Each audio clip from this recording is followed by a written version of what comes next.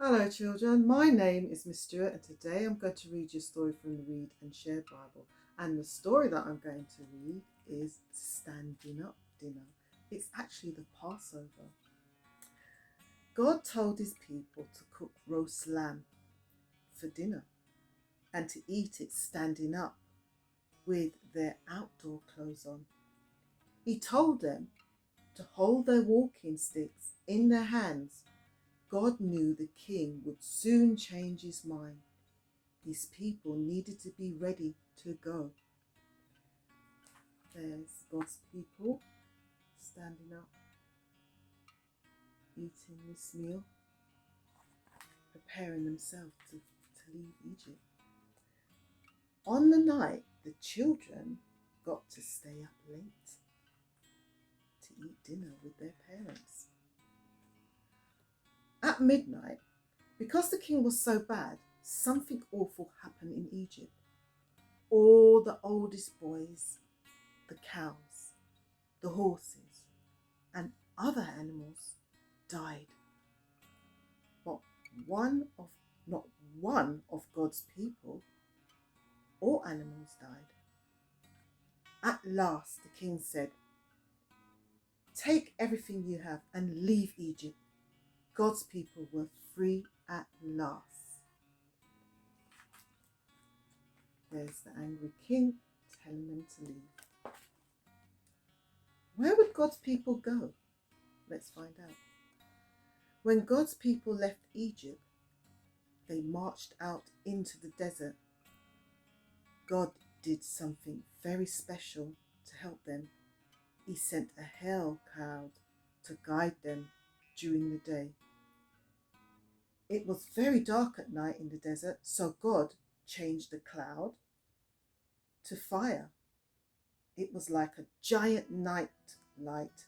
Now God's people can travel during the day and at night. There's the large cloud where they're directing their pathway, and there's the fire directing their pathway at night time because it was so dark. Why do you think the people kept on marching day and night? I think, when you think about it, after all they went through in Egypt, I wouldn't want to stop walking, so I would be walking day and night. Back in Egypt, the king changed his mind. He sent his army after the Israelites to bring them back. Closer and closer, his army of horses and chariots came. God's people stood by the Red Sea. There was no way across the water. The king's soldiers were behind them, and the sea was in front of them. It looks as if they were trapped. Look at the king's horses and chariots, his army, after the Israelites once again. And look at that, Moses standing by the sea and the Israelites, wondering what they're going to do next. How do you think God's people felt? A dry path, it says. Just then, God moved the tall cloud behind the people to hide them from the enemy. The Egyptian couldn't see them. Then Moses raised his hand over the sea. All night God pushed back the sea to make a dry path right across. The Israelites safely reached the other side. But when the Egyptian army tried to follow, the water came back together and covered them, and that was the end of the king's army.